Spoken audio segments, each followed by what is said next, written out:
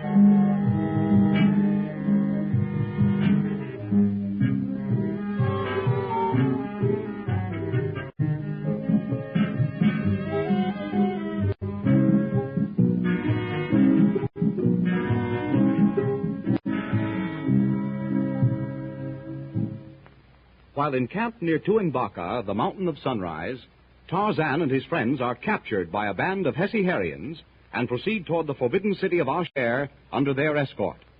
Arriving at the foot of Tuanbaca, Hakeru, the leader of the Hesse-Harrians, is rescued from the coils of a huge prehistoric python by Tarzan.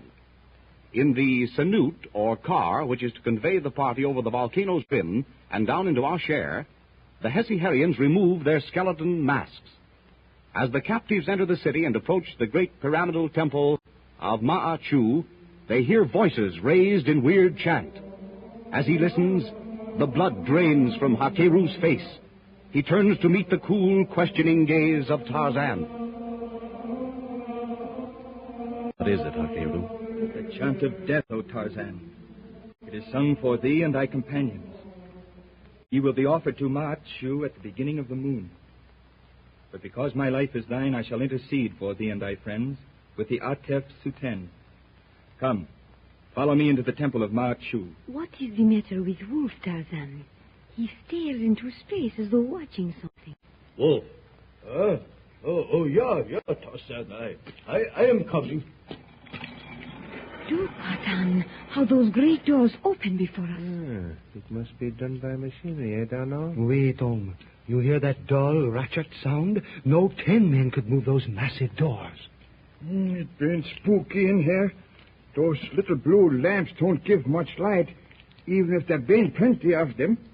We are approaching another great door, Tarzan. Hold ye here, strangers. Ye stand before the portal of the chamber of 13 and the throne of the Atef Suten. Shenu eta shema tabu teisenechem. Atef. Strangers from the outer world await thy pleasure, O Atef. You hear, Tom? He repeats in English what he says in his own tongue. He been talking to someone behind that door. Steady, all of you. This is no worse than Opar, Darno. Enter the chamber of the Council of 13, O Tarzan and ye others. As the ponderous bronze barrier slowly opens, the little party led by Hakeru crosses the threshold. Before them spreads a vast chamber, illuminated by countless small golden lamps giving out a blue, eerie light. A forest of mighty stone columns support a high, deeply shadowed ceiling. In the center of this immense chamber, at the edge of a deep pit, a large casket of white marble rests upon the stone floor. Beyond the great pit is a great black marble altar, supporting upon its top a glittering copper knife. On a raised platform against the far wall, and reclining upon a high-backed stone seat, a man, tall, black-haired, handsome, watches the approach of Tarzan and his friends with sinister, unwinking eyes. Beside him sits a woman, cold, haughty, cruelly beautiful. At a sign from Hakeru, the man and his companions halt at the foot of the dais. Waki ka'arikatan Hakeru. Ka'arek shemetuaki Atef. Because this man who calls himself Tarzan of the Apes and these others speak only the language of Anglo-land, I address thee, O Suten, and thy queen Tira, daughter of the sun, in their tongue. 'Tis well, Hakeru. Whence come these strangers? What seek they here? Let him who is their leader speak. Speak, O Tarzan. We come from the jungles, in search of friends whom we believed were held captive in Asher. Ye come here for the same purpose that others have come. Ye covet Ma'achu, the father of diamonds. Keep your father of diamonds. You're not interested in it. So, ye think he shall be permitted to go hence from Asher as he came? Of course. Why not? Mayhap the Council of 13 hath other plans for ye. If Brian Gregory and his sister Helen are not here, then we'll go back to our own country. Sultan Atep of the Hessier alone commands in Asher. If it be decreed that ye return to the outer world, so ye shall. Take them away. They are to be treated as prisoners, O Sultan? Say rather as our guests. Go, away with them. Thy word, O Sultan, is law. Come, O Tarzan. Lead on, Hakeru. We'll follow. Well, Lieutenant, we've been in a bad fix this time. Things don't look so good, huh? But we are still alive and together. Yeah, sure. But for how long? Thank heaven we are almost out of this terrible place. Did you see the eyes of that woman, Atan? They made my blood run cold. In that chamber across the corridor, ye shall await the decree of Sultan and his council. I shall intercede for thee and thy friends, O Tarzan. I am not worrying about that. I'm thinking of our lost friends. I cannot help thee with them. But here is thy chamber. Enter. I shall return soon and bring ye word from the council. Peace to thee, O Tarzan. Eh bien, at least we have not been separated. Nor have our weapons been taken from us. For a prison, this ain't so bad.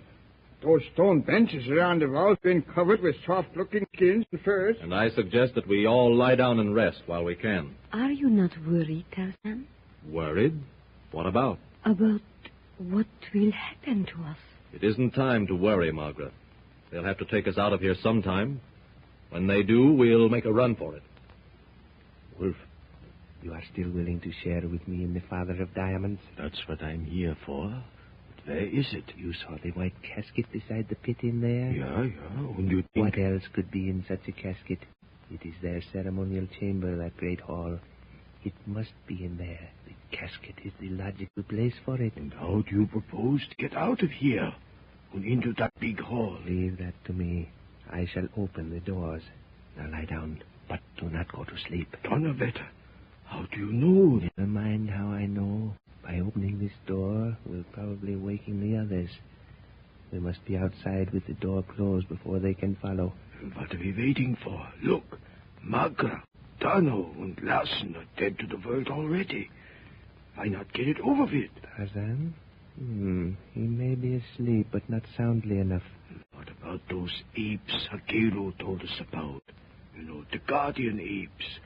Do we mix with them? It is the chance we must take if we expect to get the diamond. They are probably kept in the pit beside the casket. We must stay clear of it. Well, let's get started then. If you know how to open the doors, we are wasting time. I think we can try now. No weapons other than our pistols. Rifles will be in the way. Come. Cautiously, the two men leave their couches. They advance quickly, silently to the bronze door. Tome examines the granite blocks of the wall, presses lightly against one. The low, clicking sound which accompanies the movement of these strange barriers is heard throughout the silent chamber. Larsen grumbles in his slumber. Tome and Wolf stand tense, watching the apparently soundly sleeping ape-man. As the heavy portal swings slowly open, they step quickly out into the dimly lit corridor. Tome presses another stone, and as the heavy barrier closes behind them with a soft, metallic clang, Tarzan sits up, reaches over, and lays a hand lightly on D'Arnot's shoulder. Qu'est-ce qu'il y a? Shh! Quiet. Come with me. Entendu, but I... No questions. No time now. Hurry. I am ready, but I do not say Tom or Wolf. You will in a moment. Stand away from the door. Mon Dieu, comment savez-vous? Not so loud. Come on. They're ahead of us. Wait. There must be a stone out here to close. Ah, here it is. But we are leaving Margaret. They're all right. We'll be back before they wake up. Now, hurry. We're following Tome and Wolf. Tome and Wolf? Tome must have known all the time how to open these doors. When they thought we were asleep, they went out. I watched Tome open the door. Now they're somewhere in the council room behind this big door. And what are you looking for? A wall stone, lighter in color than... Here it is. There they are. Yes, making for the white white casket. casket. Yes. Leave the door open. Now come here.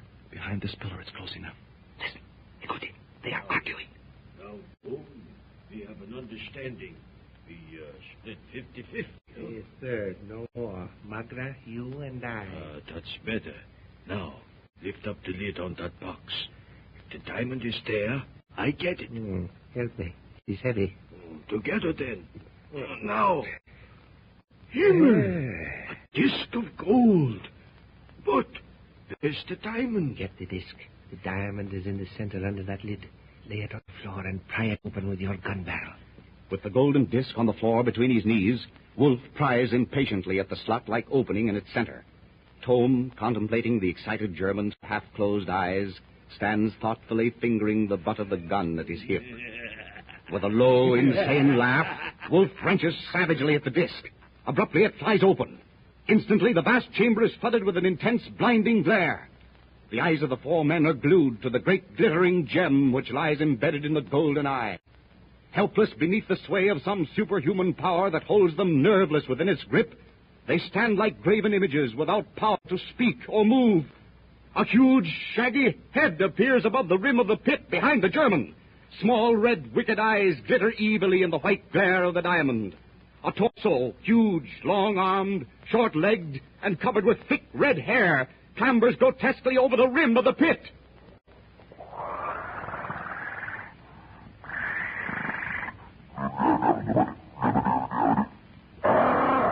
Jabbering gutturally through thick, slavering lips, the monstrous ape reaches out a hairy arm and paw and grasps Wolf by the back of the neck.